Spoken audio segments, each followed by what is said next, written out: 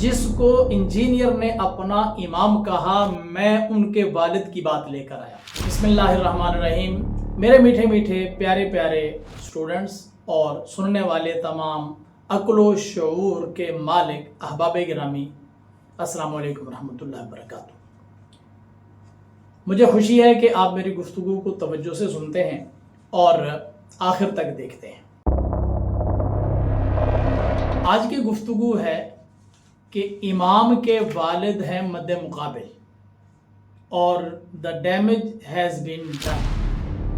امام کون ہے اور اس کے والد کون ہیں، ان کا سٹیٹس کیا ہے، ان کی اہمیت اور قابلیت کیا ہے، انہوں نے بیان کیا دیا ہے، اور پھر ڈیمیج کیا کیا کچھ ہوا، سب پر گفتگو کرتے ہیں۔ لیکن اس سے پہلے میں یہ گزارش کروں کہ پچھلی ایک دو ویڈیوز میں جب میں نے یہ بات کی کہ انجینئر محمد علی مرزا کی جہلم اکیڈمی سے سرنگ، خفیہ سرنگ برآمد ہوئی ہے، تو بہت سارے لوگوں نے کہا کہ جی کون سی سرنگ ہے، کیا اس نے ایسا کر دیا؟ تو میں نے اس ویڈیو میں بتایا تھا کہ یہ سرنگ قادیان کی طرف جاتی ہے۔ اسی پر میں بات کرتا ہوں کہ یہ سرنگ واقعی قادیان کی جانب جاتی ہے۔ میرے میٹھے میٹھے اور پیارے پیارے اسٹوڈنٹ، آپ غصہ نہیں کیا کریں اور بات کو توجہ سے سن لیا کریں، پھر پسند آئے تو اس کے بارے میں بھی کمنٹس کر دیا کریں، ناپسند آئے تو اخلاق کے دائرے میں رہتے ہوئے آپ اپنے اختلاف کو بھی بیان کر سکتے ہیں۔ بات یہ ہے کہ انہوں نے جہلم اکیڈمی سے دعوت حق کا پیغام دنیا میں بلند کیا بقول ان کے، اور اس دعوت حق کے پلیٹ فارم پر قرآن پاک اور احادیث طیبہ کو ماٹو بنایا اور سامنے رکھیں، اور اس قرآن پاک اور ان احادیث طیبہ کا حوالہ دے دے کر سامنے بیٹھے ہوئے چند ایک میں کہوں گا معصوم بچوں کو اور پھر سکرین سے دیکھنے والے بہت سارے لوگوں کو اس نے اس نام سے گمراہ کیا، کیونکہ ان کی عادت ہے کہ جن کو برا ثابت کرنا ہو وہ ڈائریکٹ ان کی مخالفت نہیں کرتے، پہلے ان کو رضی اللہ عنہ کہتے ہیں اور پھر یہ ان کی مخالفت کرتے ہیں۔ سنیے ذرا۔ اب مجھے کوئی یعنی شیعہ علی ہونے کا سرٹیفکیٹ میں نے کسی سے لینا ہے؟ تم لوگوں نے پوری زندگی یعنی سینکڑوں سال امیر شام پہ لانتیں بھیج کے ان کی غلطی لوگوں پہ عیاں نہیں کی، ہم نے ان 10 سالوں میں رضی اللہ عنہ کہہ کے پوری دنیا کے سامنے ایکسپوز کر دیا۔ ہم سے زیادہ کون غدیر خم کا مقدمہ لڑ رہا ہے؟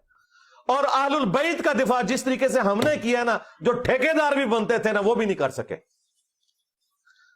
انہوں نے لانتے بھیج کے بنو امیہ کو زندہ رکھا، ہم نے رضی اللہ عنہ کہہ کے بنو امیہ کو مار دیا۔ یہ ہے فرق۔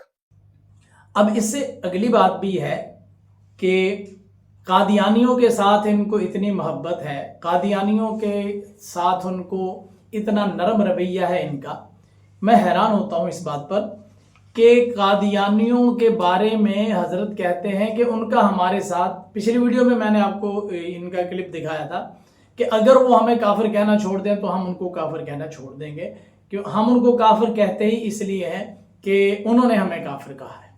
ایک بات آج یہ بات سن لیجئے کہ حضرت کا کہنا ہے کہ قادیانیوں کے ساتھ ہمارا اختلاف صرف ایک نقطے پر ہے، بس اور کوئی اختلاف نہیں، اور جس نقطے پر اختلاف ہے اس نقطے کے حوالے سے قرآن پاک کے تراجم کا اگر کمپیریزن کریں، قادیانیوں کا ترجمہ ایک طرف رکھیں اور باقی سارے مسلمانوں کے تراجم ایک طرف رکھیں، تو قادیانیوں کا کیا ہوا ترجمہ درست ہے، باقی سب کے غلط ہیں۔ جی پیارے اسٹوڈنٹس، یہ علی مرزا کا یہ موقف ہے۔ نہیں یقین آتا تو میں آپ کو وہ کلپ سنوا دیتا ہوں، لیکن بات یہ ہے نا کہ جب کوئی کلپ سنواتے ہیں تو احباب کہتے ہیں کہ یہ جی سیاق و سباق سے ہٹ کر کلپ کاٹ لیا جاتا ہے، تو اب کیا 2 گھنٹے کی ویڈیو تو ہم یہاں نہیں چلا سکتے نا، چند منٹ میں بات پوری کرنا ہوتی ہے، تو اس لیے ایک کلپ جس کے اندر وہ بات پوری آ جاتی ہے وہ ہم لگا دیتے ہیں۔ مزید آپ نے تحقیق کرنی ہے تو یہ جدید زمانہ ہے، ان کی ویڈیوز وہاں پر نیٹ پر موجود ہے، آپ دیکھ سکتے ہیں۔ تو انہوں نے قادیانیوں کے بارے میں یہ رائے قائم کی ہے کہ ایک مسئلے پر اختلاف ہے اور وہ ہے ختم نبوت، اور ختم نبوت کے بارے میں جو اختلاف ہے، اس مقام اور اس موقع پر قادیانیوں کا ترجمہ ٹھیک ہے، باقی سب کے غلط ہے سوائے چند ایک کے۔ تو جب ان کا ترجمہ ٹھیک ہے اور نقطہ بھی ایک تھا، اختلاف کا مقام بھی ایک تھا، تو پھر تو بات ہی ختم ہو گئی نا۔ تو اس کا مطلب یہ ہے کہ پیارے سٹوڈنٹس، یہ صاحب آہستہ آہستہ قرآن اور حدیث کی بات کرتے کرتے آپ کو قادیانیوں کی حمایت میں لے کر جا رہا ہے، اور ایک دن یہ آپ کو منوا لے گا کہ وہ درست کہہ رہے ہیں اور ان کا کوئی قصور نہیں ہے۔ اسی لیے تو ان کو تکلیف ہے کہ اگر قادیانیوں کے تراجم پر، ان کے ترجمے پر پابندی لگی تو ان کو کتنی تکلیف ہوتی ہے۔ کتنی تکلیف ہوئی سنیے۔ اور یہ قرآن کے دشمن ہے کہ جی وہ ترجمے کون سا ترجمہ مطلب ہے؟ ایون یہ جو قادیانیوں کے بارے میں بھی کر رہے ہیں نا، آپ کو اسپیسیفکلی کوئی پورشن لے کے آئیں کہ جس کے اندر انہوں نے ترجمے میں فرق ڈال دیا ہو، اور معذرت کے ساتھ ایک ہی بڑا ہمارا ان سے اختلاف ہے نا ختم نبوت پہ، اس میں انہوں نے ترجمہ ٹھیک کیا ہوا ہے، آپ کے علماء نے غلط کیا ہوا ہے سوائے چاند ایک علماء کے۔ یہ تکلیف اسی کو ہو سکتی ہے نا جو ان کی پارٹی کا بندہ ہو، اور پارٹی کے بندے نے جب ترجمہ کیا اور اس پر اٹیک ہوا اور پابندی لگی تو حضرت صاحب کو تکلیف ہونا شروع ہو گئی۔ تو اس لیے ہم کہتے ہیں کہ یہ قادیان کی جانب ایک سرنگ ہے جہلم اکیڈمی سے۔ ناراض نہیں ہوا کرتے، جو بات حقائق پر مبنی ہوتی ہے اس کو سن لیا کرتے ہیں اور اس پر غور کرتے ہیں۔ اب آتے ہیں اس بات کی طرف کہ امام کون ہے، اور وہ میدان میں، اور ان کا والد کون ہے، میدان میں کیسے آیا۔ امام کون ہے یہ ذرا انجینئر صاحب کی زبان سے سنتے ہیں۔ امام عبداللہ ابن عباس، یہ امام ابو حنیفہ، امام شافعی، امام مالک، امام احمد بن حنبل کی بات نہیں ہو رہی ہے، امام عبداللہ ابن عباس جو اس حدیث کے راوی ہیں، اور حدیث کا راوی حدیث کا فہم سب سے بہتر جانتا ہے۔ امام حضرت عبداللہ بن عباس، اس کے نیچے کا کوئی امام ان کو قابل قبول نہیں ہے۔ عبداللہ بن عباس امام ہیں، اور حضرت عبداللہ بن عباس وہ خوش قسمت صحابی ہیں جن کے والد محترم بھی صحابی رسول ہیں۔ نبی پاک صلی اللہ علیہ وسلم کے چچا ہیں حضرت عباس، اور حضور صلی اللہ علیہ وسلم سے بہت محبت بھی فرماتے ہیں۔ تو جو عبداللہ بن عباس انجینئر کا امام ہے، وہ انجینئر تو ایسے ہی کوئی مقصد ہوگا اس لیے امام کہہ رہے ہیں نا۔ جب ان کو مقصد ہوتا ہے تو کسی کو بلا وجہ ہی امام مان لیتے ہیں، اور جب مقصد نہیں ہوتا تو چاہے برحق امام ہو بھی سی تو اس کا انکار کر دیتے ہیں۔ یہ میں آپ کو انشاءاللہ اگلی گفتگو میں بتاؤں گا۔ عبداللہ بن عباس اور عبداللہ بن عباس کے والد گرامی یہ امام کے والد ہیں۔ اب انجینئر صاحب کا نظریہ یہ ہے کہ جو سچ ہوتا ہے وہ بول دینا کوئی بے ادبی نہیں۔ میں تو سچ بول رہا ہوں، کتنی باتیں، کتنے مواقع پر انہوں نے یہ بات کہی، اور یہ نظریہ اسٹوڈنٹس نے بھی قائم کر رکھا ہے کہ جو سچ ہو بیان کرنا وہ بے ادبی تو نہیں ہے۔ تو میں امام کے والد گرامی کی بات آپ کو سنانے لگا ہوں، جس کو امام حاکم نے مستدرک میں بیان کیا ہے۔ مستدرک کا مطلب پتہ کیا ہے؟ اس کا پورا نام ہے المستدرک علی الصحیحین۔ بخاری اور مسلم کی چھوٹی ہوئی حدیثیں جو انہوں نے بیان نہیں کی تھی اسی شرط میں اس کتاب کے اندر ہے، اور امام حاکم نے بھی تصحیح کر دی ہے۔ تو امام حاکم کے مستدرک انجینئر صاحب کے ہاں بھی استدلال کیا جاتا ہے نا، ان کے حوالے دیے جاتے ہیں۔ تو حضرت عبداللہ بن عباس کے والد گرامی حضرت عباس، آپ آئیے اپنے امام کے والد سے بارگاہ مصطفیٰ کا ادب سیکھیے۔ میں آپ کو ان کا ایک واقعہ سناتا ہوں۔ یہ آپ کے پاس حدیث شریف چل رہی ہے، اس کی سند یہ ہے: حدثنا ابو زکریا یحیی بن محمد العنبری، حدثنا ابو عبداللہ بن محمد بن ابراہیم العبدی قال حدثنا یوسف بن عدی حدثنا جریر عن مغیرہ ابن ابی رزین قال، مغیرہ ابن ابی رزین بیان کرتے ہیں، قیل لعباس بن عبد المطلب، حضرت عباس بن عبد المطلب سے کہا گیا، کسی نے یہ بات کہی، ایما اکبر انت ام النبی صلی اللہ علیہ وسلم، پوچھا کہ حضور یہ بتائیے کہ آپ بڑے ہیں یا نبی پاک صلی اللہ علیہ وسلم بڑے ہیں؟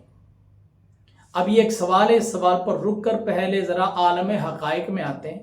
یہ بتائیے، آپ کے قیاس، آپ کی جو فہم و فراست، آپ کا علم، اس کے مطابق ایک قانون بتائیے، جو آدمی پہلے پیدا ہوا ہو وہ بڑا ہوتا ہے، یا جو بعد میں پیدا ہوا وہ بڑا؟ یہ ایک سوال ہے نا.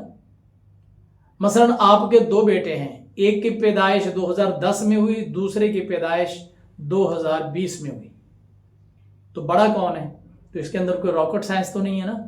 ظاہر ہے جو 2010 میں پیدا ہوا، جس کی پیدائش پہلے ہے وہ بڑا، اور جس کی پیدائش بعد میں ہے وہ چھوٹا. تو ایک سیدھی سی بات ہے نا. تو اگر آپ کے 2010 کی پیدائش والے بچے کے بارے میں ہم کہیں کہ وہ بڑا ہے تو یہ سچ ہوگا نا. ٹھیک ہے. اس قانون کو مد نظر رکھتے ہوئے اب آئیے حضرت عبداللہ بن عباس کے والد گرامی اور گفتگو بارگاہ مصطفیٰ میں ہو رہی ہے. کسی اور جگہ پر یہ بات ہو، میں آپ کو یہ سمجھانا چاہتا ہوں کہ اپنی عقل، اپنے قیاس، اپنی فہم، اپنی فراست، اپنی منطق، اپنا فلسفہ ٹھیک ہے اپنے پاس رکھیں، اس کو استعمال کریں، لیکن جب بارگاہ مصطفیٰ کی بات آ جائے تو پھر اپنا فلسفہ ایک طرف رکھ کے پہلے ادب مصطفیٰ کا لحاظ کرو. اپنی عقل، اپنی قیاس، اپنا شعور، اپنی فہم، اپنی فراست، اپنا علم، اپنا روب، اپنا دبدبہ سارا ہی ایک طرف کر دیں. ادب مصطفیٰ پہلے ہے. اور یہ بات سکھائی ہے امام کے والد گرامی نے. سوال کیا ہوا کہ آپ بڑے ہیں یا نبی پاک صلی اللہ علیہ وسلم بڑے ہیں؟ جواب سنیے. سبحان اللہ. یہ ہے بارگاہ مصطفیٰ کا ادب. سنیے جواب سنیے. فقال، حضرت عباس رضی اللہ تعالیٰ عنہ بولے، ہوا اکبر منی. اللہ اکبر. اے عقل والو، اے شعور والو، اے ایمان والو، اپنے امام کے والد گرامی سے ادب مصطفیٰ سیکھو. کیا فرماتے ہیں؟ ہوا اکبر منی، وہ مجھ سے بڑے ہیں. نبی پاک صلی اللہ علیہ وسلم مجھ سے بڑے ہیں. لیکن اگلی بات اصل کمال ہے نا، وَأَنَا وُلِدْتُ قَبْلَهُ، میری پیدائش ان سے پہلے ہوئی ہے. اللہ اکبر. میرے پیارے اسٹوڈنٹس، میرے بھولے بھالے بھائیوں، علم کی تلاش میں، حقیقت کی تلاش میں انجینئر کے پیچھے لگنے والوں، آئیے جس کو انجینئر نے اپنا امام کہا، میں ان کے والد کی بات لے کر آیا. سچ کیا تھا؟ سچ تو یہ ہوتا ہے نا جب بارگاہ مصطفیٰ سے ہٹ کر عالم حقائق میں آپ چلتے ہیں تو سچ یہ ہوتا ہے جو پہلے پیدا ہوتا ہے بڑا وہ ہوتا ہے. لیکن جب بات آ جاتی ہے نا اس بارگاہ کی کہ ادب گاہے است زیر آسماں، از عرش نازک تر نفس گم کر دمی آیت جنید و با یزید جا، تو جب بارگاہ مصطفیٰ کی بات آ جاتی ہے تو پھر قانون نیچے رہ جاتے ہیں، پھر اصطلاحات نیچے رہ جاتی ہیں، پھر عقل و قیاس، فہم و فراست بہت دور رہ جاتے ہیں، ادب پہلے آ جاتا ہے. تو حضرت عبداللہ بن عباس کے والد گرامی نے بارگاہ مصطفیٰ کا یہ ادب سکھایا ہے کہ سچ کچھ بھی ہو، حقیقت کچھ بھی ہو، بارگاہ مصطفیٰ کا ادب پہلے ہوگا. فرمایا ہوا اکبر منی وانا ولدت قبلہ، پیدائش میری پہلے ہوئی ہے لیکن ہوا اکبر منی. اگر بڑا پوچھتے ہیں تو بڑے وہ ہیں، اکبر منی، وہ مجھ سے بڑے ہیں.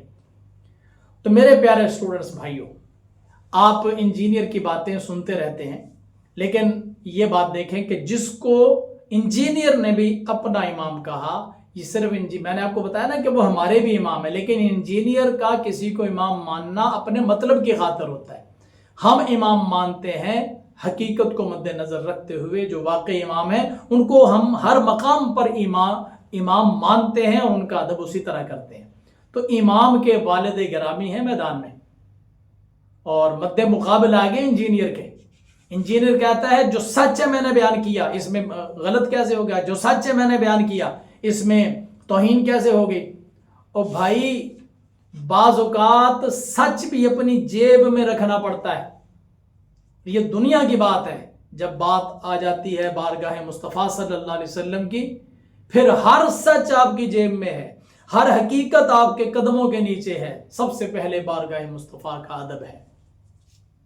یہ بیٹے درد کے ساتھ باتیں، احترام کے ساتھ، آپ کے اندر جو جستجو ہے حقیقت تک پہنچنے کی، اس کا لحاظ کرتے ہوئے آپ کی خدمت میں نے ایک بات عرض کی ہے. امید ہے آپ کو سمجھ آئی ہوگی. اگر آپ کو یہ بات پسند آئی ہے تو لکھیے، اور کیونکہ میرا جو ارادہ، میرا جو خیال، میرا نظریہ اور موقف جو قرآن و حدیث سے میں نے سیکھا وہ آپ کی خدمت میں عرض کر دیا ہے. ہو سکتا ہے کہ آپ کو اس سے اختلاف ہو. اگر ہے اختلاف تو کوئی بات نہیں, آپ لکھیے, خوب لکھیے, اچھا لکھیے, لیکن اتنی سی گزارش کہ ادب و احترام کا لحاظ رکھتے ہوئے اور سنجیدگی کو مد نظر رکھتے ہوئے آپ اختلاف رائے کریں. ملتے ہیں اگلی ویڈیو میں, اجازت دیں, اللہ حافظ, السلام علیکم ورحمۃ اللہ.